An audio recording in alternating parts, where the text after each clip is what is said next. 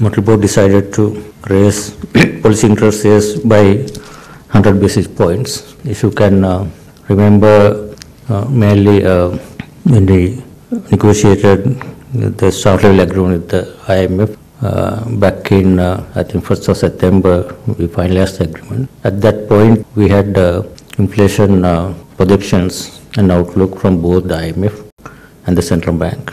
That time we were basically hoping we would get the IMF program unlocked somewhere in December, and NDA inflation target at that time, the IMF was, I think, 70%, and we had a little lower, but somewhere closer at that point. And that's why we raised, policy raised, I think, 100 basis points. In July, we raised 100 basis points, and we basically had an understanding to raise by another higher amount of tightening in terms of policy rates, depending on the inflation outlook and the actual outlook that was going to happen in the next couple of months.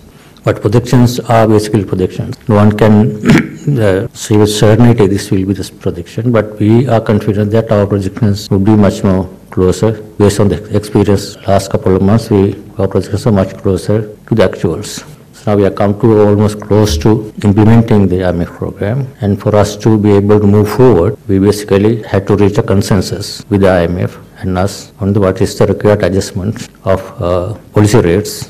When I go to start a loan repayment about the Bangladesh 200 and other Indian swap and everything. Bangladesh one, I think in September.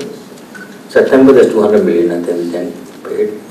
Indian SU and others, and also negotiated the repayment plan. So we are in discussion with them. I think it will happen only after we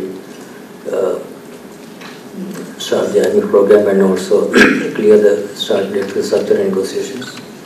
Then we will discuss that. Dr. Nandalal Veerasinghe also commented on the independence of the central bank. I think anyone basically can express their own views. I have no issue with that.